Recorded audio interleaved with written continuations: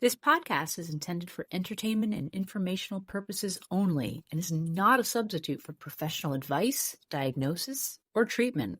The opinions expressed on this podcast are those of the business psychos and does not reflect the viewpoints of their current or former employers or clients. Thank you.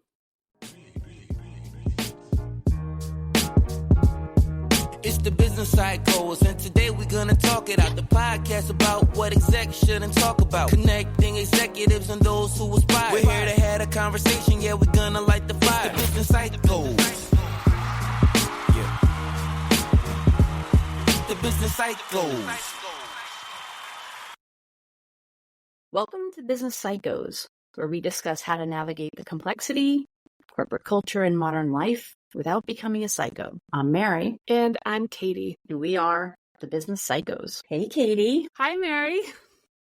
How was your weekend? I had a great weekend. It's beautiful weather right now in Boston, and this is my favorite time of the year. I love spring, especially in Back Bay. All sorts of beautiful stuff springing into bloom right now. This weekend, I went for a walk and had a podcast or two in my headphones. You say that with as the view of someone who does not have a pollen allergy, because I'm dying. My cat is sneezing up a storm, but I am absolutely allergy free right now. I don't know what I used to take like Zyrtec and like what's that stuff that you snort, the Flonase. So speaking of podcasts, I don't know if this is going to go too far into the topic of AI because I think both of us are very interested in it. I'm working on a research project around AI. I'll lead with my conclusion, which is the more you understand generative AI, the less you're afraid of it as a principle. But the fear that robots are new masters can be immediately overtaken with the understanding and the concern about the motivations and the implications of the tech hype cycle around AI right now and the potential economic impacts of the bubble bursting. I mean, I won't go into length here on this. There's a great podcast by Ed Zitron called Better Offline that does an awesome job. I just want to call out a fellow podcaster because I'm a big fan of the Modern Wisdom podcast. It's Chris Williamson, who's hit 2 million subscribers recently.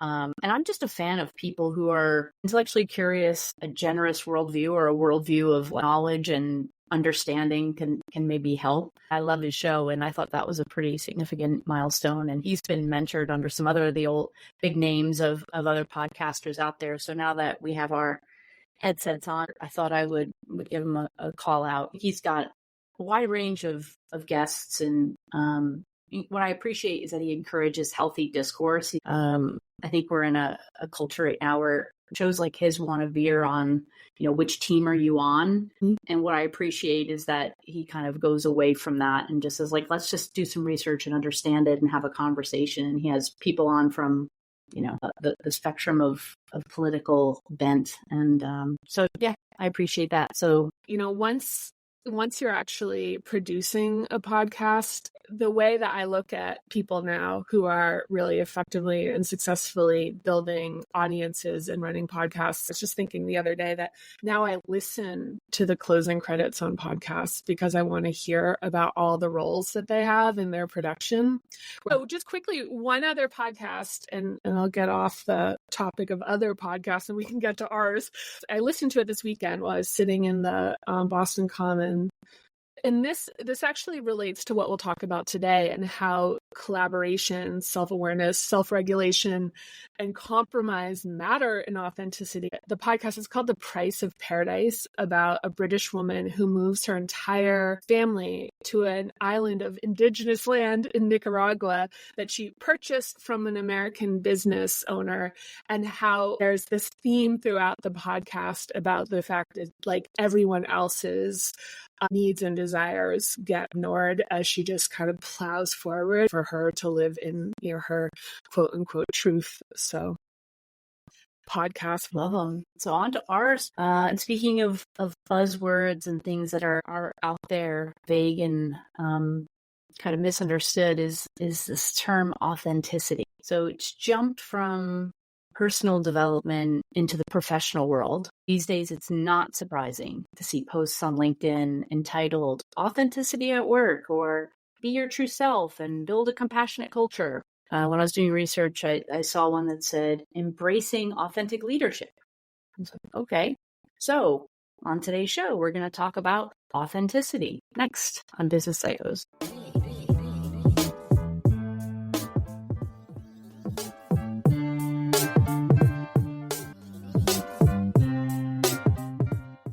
Authenticity today we're talking about in a business context. The simple definition for this is the quality of being real or genuine. Katie, you and I talk about these types of things a lot. You know, I believe that knowing oneself fully is a critical part of personal development, self-actualization, growth, all that good stuff.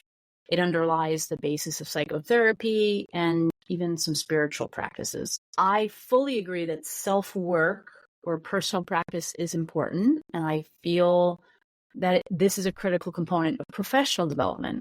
That all said, in my mind, I don't feel that this all equates to people feeling that they should be their real self in the workplace. And I feel this way regardless if we're talking about someone working at a 200,000 person company or whether they're self-employed. I love stand-ups. I've mentioned that on a couple shows already. And I just happened to catch the recent Colin Quinn comedy show called Our Time Is Up. He has this great line in the show. It goes, "Nobody mentions that your authentic self isn't your best self." He said, "We keep trying to achieve something that's not the best you." And it was funny. And of course, there's lots of other stuff around it. But it struck me because I knew we had this episode coming up. And I thought, well, yeah, we all have our shadow and the things which make us rough and also human. But not all of it's good, right? If you watch someone's behavior in traffic or when their flight's canceled, authentic, sure, but not always good behavior. And I'm there too. I've certainly experienced this. I think the fact that we can all be jerks sometimes is a point which is notably absent in most of the discussions around authenticity that I'm seeing, particularly at work, right? I think that in interpersonal, realm is somewhat different. I view it as like the point is to see your authentic self and where the improvements are necessary and then to focus on them. The destination isn't to stay a jerk. And I just want to underscore that if this is missing from the conversation, it's possible authenticity could be used as an excuse for not addressing aspects of ourselves that are still a work in progress. Maybe we don't fix all these things, but we're still required either by law, policy, or social contract to be accountable for our behavior. It's almost like, Katie, I almost have this reaction that I think authenticity at work to be sort of oxymoronic. Like we talk a lot about the game on this show and knowing what your role is in a business context. Employment is a contractual agreement. Companies may have expectations which are not aligned to who you feel you are. And so starting with something that's very generic and sort of not so controversial, you may feel uncomfortable wearing business attire. I actually have a number of my friends who have kids going out into the workforce or internships, and their kids are really frustrated by the dress code. They may not feel it represents who they really are. They want to wear t-shirts and jeans or whatever. They might even feel that in order to feel that they're being authentic, they always have to dress in a style that's consistent with who they feel they are. But in a work environment, the company takes precedence over authenticity. And that's sort of a simple, easy one. I feel that it can be risky to be authentic at work. Your company is not your family and your colleagues are not your friends. And it can feel tempting to express yourself without reserve or self-censure, where it may actually be in your better interest to protect yourself by keeping some of your personal self in your personal life. And I want to be really clear here because I can imagine someone can pick up on some extreme examples. I'm not suggesting that you feel ashamed of who you are or that it's okay to accept or collude with bad behavior in the workplace. So as another example that's ratcheted up a little bit higher from the dress code, let's take the example of sharing information about your family with your work colleagues. On one extreme, you can have an employee who doesn't feel comfortable sharing anything about their personal life. And I've had some people on my teams who have felt this way, actually. And on the other end of the spectrum, you may have someone who is so comfortable being open and honest, that they share all the personal details like divorce, healthcare issues, financial problems. My sense, Katie, is that most of us fall somewhere in between these extremes, that it might be worth employees considering whether sharing too much personal information could possibly negatively impact the reputation, whether that's fair or not. And last point would be that this is even more important for leaders. Yes, being genuine and honest and empathetic are all important, but leadership isn't friendship. And too much self-disclosure can weaken your credibility, undermine your efforts, and create political risks down the road. I would say carefully consider the balance between being genuine and accessible, but also recognize sometimes that sharing too much with others can actually create burdens on them that they may not want to deal with. So many important points there. And I imagine that similar to our listeners, as you were talking, very evocative, a lot of ahas and like, yep, to what you're saying. Authenticity, although it's a buzzword, is not well understood.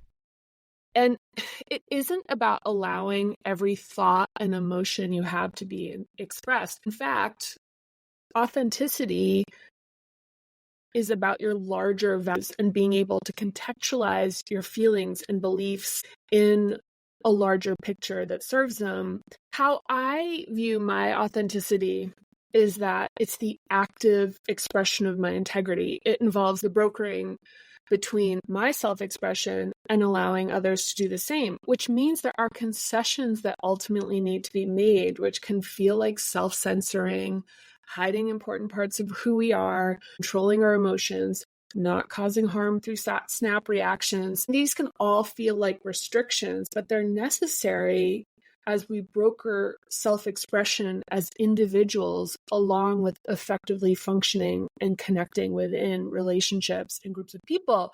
And a reason authenticity is more fun to talk about than do is that there are trade-offs. When we advocate for ourselves or offer contrary opinions to the status quo, there are people and institutions that will not like it. There's a reason you hold back, and it's related to safety. And there's no process of revealing our truth that doesn't involve the excavation of the concessions we were taught to make before we could consciously broker them. So allowing ourselves to express frustration, anger, the vulnerability of fear, big emotions that are painful or excruciatingly pleasurable is a first layer of accessing authenticity, especially if doing so has been suppressed, which it often is. I think this is what Colin Quinn may have been talking about. But this is not the final state of revelation. I often process my thoughts and feelings outside of work and relationships through my Parinama method practice. It's why I can provide clear thinking and leadership instead of focusing on how a situation serves or impacts me specifically. Lack of emotional regulation impacts our ability to lead. So to be effective with people, we need to meet them where they are, which involves adjusting our approach from one that prioritizes whatever is arising by way of our feelings and emotions to having the ability to expand our capacity and literacy with our thoughts and emotions. This is the kind of thing that becomes really clear, especially if you're responsible for the stewardship of a child's development. And being a boss ultimately is that you have to be capable of putting the needs of someone else before yours, especially when you're feeling highly charged by a situation. Part of this brokering is making the professional concessions for our larger values. So in the case of dress code, in office policy and work environment that are not aligned with our personal preferences, these can be concessions we make in the service of larger goals that align with our integrity. I think it was Oprah who said, do what you have to do until you can do what you want to do. If you are not clear about your larger values, making concessions with things like dress code and in-office policies they'll be overly wrought. If a work environment is not a fit, it isn't a fit. And rather than becoming bitter about it and becoming toxic for people who need to make it work, we want to focus on the path forward. And this is a level of executive functioning that really separates people relative to their seniority and professional maturity. So as far as authenticity and integrity at work are concerned, I don't think I was capable of playing the game effectively until I understood my underlying behavior patterns and could recognize patterns in others and regulate my emotions. Before I was capable of these things, I had a lot of emotions, which I rationalized with beliefs, the kind of stuff that can be easily mistaken as authentic, in air quotes, just because they're overwhelming and strong, but are actually just emotional dysregulation. And just as a side note, like I've negotiated or been clear about my dress code and other lifestyle considerations in the last 3 full-time roles and also with clients. And for the most part, I'm really clear about what they can expect from me. For example, I'll wear high-end athleisure when I'm not client-facing. I've set the expectation that I don't clock in until 9:30 because of my practice. I've set limits on the complexity of the advising I'm willing to do on a project, and I've required furnished housing to be provided within walking distance of the office. And whether this is relatable or not, on the other side of that, I have invested tremendous sums of money to have very expensive clothing to attend pitch meetings and be able to project level of success and composure for enterprise level clients. The idea of being authentic as far as, stepping into a boardroom and being like, look, I got to be me, and you're wearing a sweatsuit. It's like, sure, you can be you, but the fact of the matter is back to the accountability for what the outcome is. You have to realize you're going to pay with how seriously they're able and willing to take you. And can we look for a picture of an athleisure outfit in the 8 box this week, Katie? For our listeners who haven't picked up on this brilliant marketing that Katie has put together, we dropped a bunch of clues about what's in each of our episodes. I'm just going to drop a little hint that there might be a little picture of a really trendy tracksuit in there this week. I thought you were about to propose a line of Business Psycho's athleisure work clothing line. Sponsored. Is that next for us? At least merch. You roll into work wearing anything that says Business Psychos on it, and you've certainly stepped into your authenticity in a major way. You're ready to see what the repercussions are for expressing yourself. You're just walking around the hallway going, if you know, you know. At this point in time, I would advise against wearing anything that said Business Psychos to your job. So, case for being authentic. So here I go. Good. We have chances to learn how to better professionally align ourselves as our career progresses if we choose to take them. For example, I worked for a massive pharmaceutical company and found the focus on following orders over being effective to be infuriating, especially since my income was tied to it. I was in sales, and following a call list that didn't work in my territory drove me nuts. And it meant more work for me, which is my pet peeve. Because in order to succeed, I had to follow the company call list and also make the calls that my analysis was showing would actually get me a result. Even after that led me to being number 1 in the country, I was still strongly instructed that I still had to follow the call list that they know didn't work.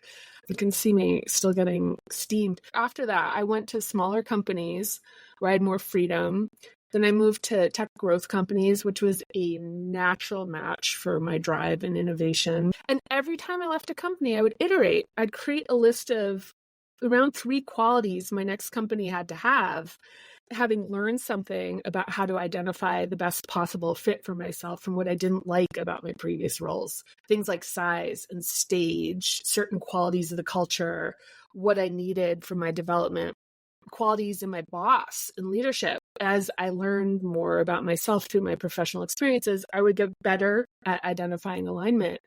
And our authenticity and integrity are alive, and they're constantly revealing new facets as they shift in the changing context of life. I'll say it again. There is a trade-off that is not often discussed, that being true to yourself and speaking honestly from your perspective tends to be polarizing. And if you are not consciously aware of making this trade, it can feel unjust when people respond negatively to us expressing ourselves. Like, authenticity is alive. It means we need to adjust and move as we learn more about what's right for us. We also have to realize that we may not be everybody's cup of tea. As you express yourself, there is a push-pull where people who are aligned with you will feel closer to you, and others will go the opposite direction. If at some point during your professional development process, you come to realize your job is misaligned with your true self, take control and find a better fit situation, I would dissuade people from trying to make their new self, as they begin to, come into greater levels of authenticity, to make that new self fit into an old environment. And this relates back to our show on outgrowing people and places. Like, wisdom is knowing what you can and cannot change. I love that. I'm hearing so much, which is very consistent with how I experience you, Katie, is I'm hearing a lot about accountability. I think the other thing that struck me as you were speaking is what you just said, how you have clarity around what you can and can't control relative to your inside and outside world. That it's healthy and balanced to reason with yourself about the trade-offs. Like, that's where the maturity and the equanimity sit, and how you speak to it in the story you tell yourself about how you're experiencing the world, right? This is kind of like next level stuff, what we're all trying to do. And it also ultimately makes you a more reflective and reasonable person to work with, which I think kind of makes you more likable and more successful. So that was awesome. I think one of the things that occurs to me, which we didn't talk about, is, well, why are we talking about this? And sometimes we react to things that are out in the world, and you sort of wonder who's actually talking about this. I'm not actually sure how much of this is based in reality, kind of to the point you were making about AI, right? Everyone's talking about it, and it's just like, are we reacting to what everyone's talking about and everything that's in the media? And I think for me, because I'm such a big proponent of authenticity in my personal work, my self-work, that I'm having more of a stronger reaction to it when it's applied in a professional setting. And maybe that is very representative of how I operate in the world, which is I keep those things kind of separate. So there might be a bias for me here. And so while I believe we should ascribe to the idea that we're here to deeply know our true nature and create meaning for ourselves, because this is a business podcast, I'm going to shift perspectives, and I'm going to take maybe a slightly more cynical, possibly unpopular view, is that it almost feels as though it's become somewhat fashionable to use therapy and apply personal development ideas into all areas of our culture. And don't get me wrong, I think in many ways this is great. We've just destigmatized a lot of things, which is really helpful to address honestly and compassionately really difficult topics. But possibly sometimes we can maybe go a little bit too far. We take something that's good and we over-index on there. So my sense is that the last 10, 15 years, there's been a number of shifts, many of them positive, but in some cases increasingly more extreme, that have brought along with it new expectations or entitlements which weren't there before. Doesn't mean it's wrong. I'm just kind of introducing change, that there's a shift going on. Maybe some of these have started at home. There's been a number of books and research papers written about this. Certainly, there's been a lot written about cultural shifts occurring in schools and universities.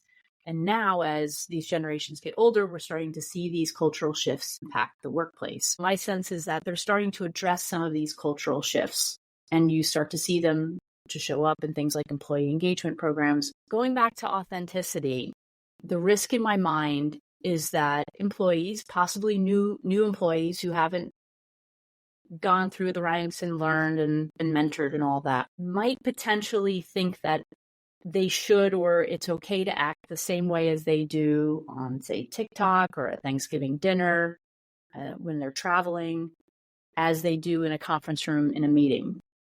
And irrespective of my personal feelings about any of these cultural shifts, I think it's beneficial for employees and companies when healthy boundaries are maintained between personal lives and work environments. And so I'm going to use mental health as an example, because I'm kind of rationing up my examples, starting with something really benign like dress code, and we're getting more and more provocative. So we did an episode on how mental health shows up at work a number of weeks ago. It was, I think, episode 2. And I want to underscore that I think mental health awareness and talking about mental health is a really good positive thing. And frankly, I'd love to see companies have better benefits packages for behavioral health. I think that's like a real area of opportunity. Instead of talking about it at work, like give your employees a benefit package where they can get the care they need. Many, if not most of the clients I see in my advisory work have programs on mental health awareness. They'll bring external speakers in, panel discussions, all that really good stuff. Especially if you think that even with just depression, 8% of Americans are suffering from depression. Let's use this as a case study or as sort of an example when we're talking about authenticity when disclosing a mental illness like depression. On one end of the extreme, you have an employee who doesn't want anyone to know anything about their diagnosis. Completely understandable. No one would argue with that. On the other extreme, you may have employees who really, really want to share and talk about this. They may even overshare information about their condition in the work environment. They may possibly reference it when they don't meet professional expectations. And here is where I think we get into this kind of gray zone where I would say employees need to be thoughtful, if not careful, about sharing too much information about themselves. Is it right or wrong that could be potentially held against them? That's not what this is about. If you have an amazing boss and you trust them and you want to tell them all this stuff, great, that's fine. I would just offer a word of caution, particularly for maybe younger employees, not in age, but in tenure. Disclosing this amount of personal information could potentially come back to bite you at some point in the future. As you're talking, it's a cascade of, and I imagine that listeners are probably feeling the same way.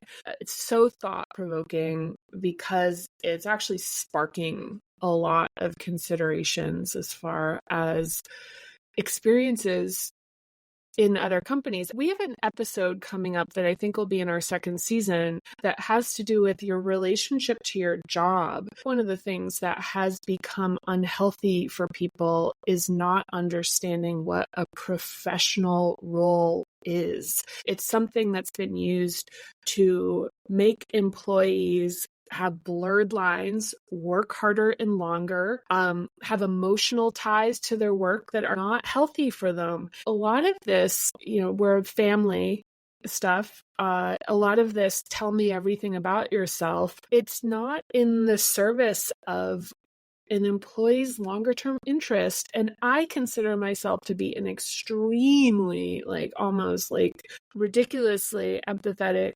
leader. But I will also say, in the no spin zone here, I will say that if somebody discloses something to me, it will impact what I think their capability is.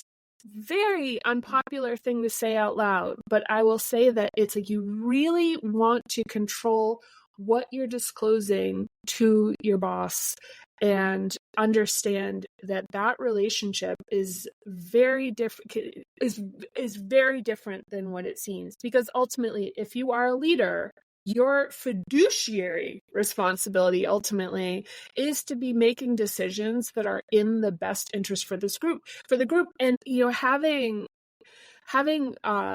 worked and advised in some pretty young companies, and by young I mean tech, and skewing with new to the workforce as being sort of predominantly represented. It happens a lot in tech. You have a younger workforce. Shout out to our ageism episode. But my experience has been in these companies that I've worked in recent years, there seems to be larger issues with employees, first of all, not being engaged in the work, but being highly engaged in the personalness of their connection to the job. Explain that one another time. Being entitled, and also with that entitlement, the creation of these pockets of toxic dissension, specifically, directing negativity to the company for, not doing enough for them in ways that to me have become like really outside what I think is a reasonable expectation for an employer. And just to backtrack me as a reference point, anyone who has ever worked for me would say like, God, I am probably on the outer limits in terms of being really interested in the deeper drives and getting a person to higher performance. So, with that being said, I think that is an area where I personally have overstepped what I consider to be some boundaries. That's something for me to think about. When I work with an individual or an organization, my first conversation is about longer term goals and objectives and finding what matters to the person or the organization. This way it's easier for me to steer the behavior in the direction of what serves the larger motivations and align with the organization's goals. I was once brought into a company where the CEO was sitting down with all of their reports and being like, what are your dreams? What is it that you want to be? People want to be on a winning team. So everybody doing their disparate dream work to build the skills for this career that they don't even really understand what it is. Let's be honest. It's just sort of a notion of something they picked up along the way.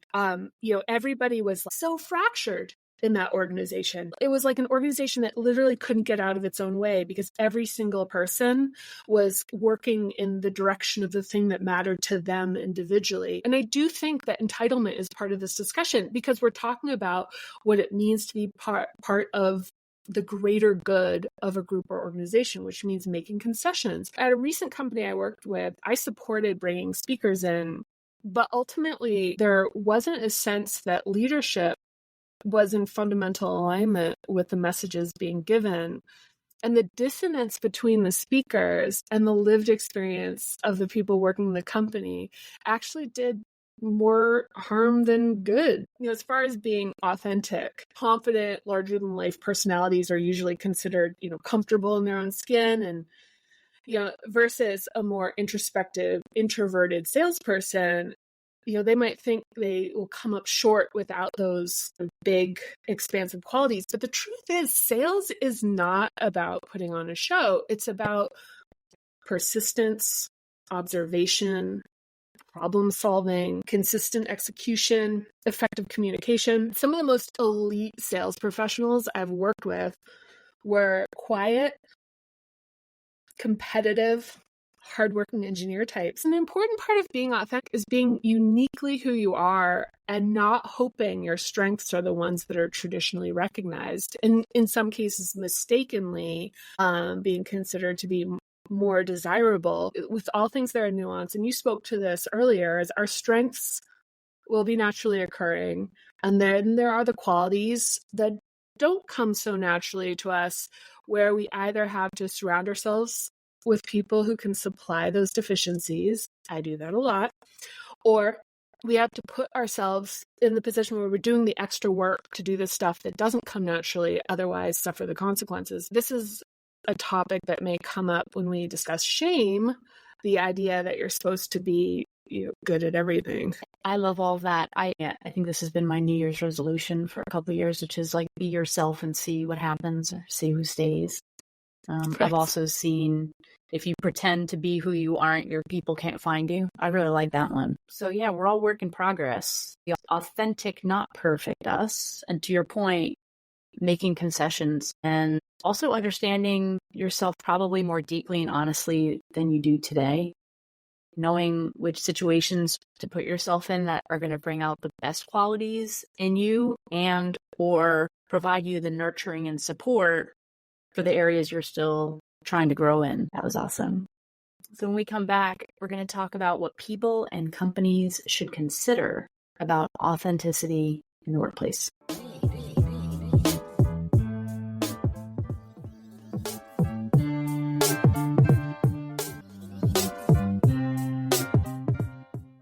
Talking about what employees should consider about authenticity at work. So Mary, I agree with what you said earlier. Spend time on yourself, get to know yourself, Choose a company that aligns to your moral and ethical compass. If something changes and causes an untenable misalignment, which it often does, especially if you work in tech, things change really quickly and unexpectedly, develop a plan to address it. It's worth recognizing that it is a normal part of adult society for us to have different aspects of ourselves for different areas of our life. We will act differently and have different levels of disclosure with our parent, to our sibling, to our spouse, to a coworker, to an employee. This is an area where I can be challenging. I'm an intense person. I can blast people away without realizing I'm doing it because my internal environment is calibrated to high voltage. So my recommendation is for people to start by focusing on yourself, focus on being authentic with yourself. This can take a long time. Master this first, and then practice sharing this new awareness of yourself with your closest and safest personal relationships. Be protective of your authentic self. Mary, it reminds me of what we talked about in the show we did on outgrowing people and places. As you grow into your more authentic self, you need to be aware of the people who may not have the emotional capacity and emotional intelligence to see and accept you. And if they aren't authentic and don't know themselves, they may not be the right person to know you this deeply. Like, keep a healthy boundary between your authentic self and your closest intimate relationships and your casual friends, acquaintances, and professional colleagues. That's awesome. I love how these different topics are timed together. It's just all these little puzzle pieces, and it is complicated and nuanced. It's not so straightforward as one would read on LinkedIn in a blog post. Right. We're all figuring this out at the same time, and we're talking about it, which is great. And of course, in companies, we're talking about it as well. And from the company's perspective, they're hearing everyone talk about it. They're experiencing different things in the workplace. Their employees have different questions, concerns. I think that this is just one example of those aforementioned cultural shifts where they're starting to collide with other profound changes in the workforce and in the labor market more broadly. And my view is that this is a top of the house issue. And I say that coming from larger environments, but sort of your senior leadership team needs to be engaged in this topic. It needs to be discussed as part of an organization's overall strategy and evaluated through data. This is an area where companies should look holistically at their culture, HR policies, procedures, your employee engagement programs. Ensure expectations are clear and consistent. You hinted at it earlier, Katie. Employees could become confused if their company is heralding the importance of authenticity while also having prescriptive in-office requirements, dress codes, behavioral guidelines. Employees are, and they will continue to be vocal about any contradictions. So organizations should be proactively ironing these things out, make sure there's no confusion before they could potentially become larger issues. One of the things, Katie, I've seen in both my advisory work and at organizations where I've seen large-scale change programs that have cultural or a lot of behavioral impacts is underestimating the difficulty. Any changes in this space, these initiatives, they should be run and sponsored at the operating committee level, your senior group, with participation across strategy, HR, risk, legal, and the programs themselves. They should be run by people with organizational change experience in particular. So related metrics like employee sentiment, adoption, sustainability, they should be tracked and managed at the top of the house with all your other key business metrics. I won't get too tactical. I love it. I love getting really tactical. So I'm gonna hold off. Sometimes there's so much pressure. People are responding on LinkedIn and, hey, we need to do something. Let's push some initiative out really quickly. You do not want to stumble out of the gate on this one. You want everyone to be on board. Not doing so can really undermine efforts. I really see this as very similar and potentially the next return to office controversy. I think there's a lot of lessons to be learned there. Every organization, every industry certainly went through their version of this issue. Employees were, and in many cases continue to be, strongly opposed to the revoking or scaling back of work from home policies. In some cases, those changes were not implemented very well. And some of that had to do with the pandemic. So the pandemic was a big surprise for us all, and then we had to react. And then there was this rush to return to normalcy. And in some cases, changes to in-office expectations occurred on the back of the return to office from the pandemic. There was obviously lots of very strong opinions, but where those changes were not implemented well, it only fueled the bitterness and discontent. And so you start to see in your metrics spikes in employee assistance program activity, accommodations requests, leave of absence, and certainly even regrettable attrition. But in addition to that, and this is another episode we're going to do in the future, there was a lot of quiet quitting behaviors and impacts to productivity and work quality. So this is something that companies should be thinking about and have ironed down. I think, Katie, that this is going to be another topic that's going to continue to unfold and evolve over time, and it will be interesting to see how. Awesome. Well, Mary, I could agree. I'm like soaking that in, because I think this conversation is having it this way, where we're being really candid about the reality of it without glossing it over, sugarcoating it. You know, I can't wait to hear what our listeners think. Mary, thank you for another amazing conversation. So thank you, Katie. I love talking to you. I always learn every time we have one of these conversations. You have a great perspective. I too am really excited to hear what our listeners think and where people are coming from, and maybe there's some nuances for different industries or different roles. I'm really curious to know more. Yeah, I'm really looking forward to it, because if the listener's experience is anything like mine, we prepare for these episodes quite a bit. And while you are talking, Mary, there is like a whole new flood of like thoughts and insights and recollections that come through. So I would imagine for folks who are just coming into this, that it would be, particularly evocative. So we really want to hear from you. It means so much to us to know how people are responding. We just recorded our first episode, which was a listener suggested topic. So we also want to hear what you want us to be talking about. So that's it for today. Bye for now. Thanks for listening. If you enjoyed the show, please like, subscribe, and share with other psychos you know. We'd also love to hear from you, so hit us up on our socials. You can find us on YouTube, Instagram, and Facebook under @BusinessPsychosPod. Bye.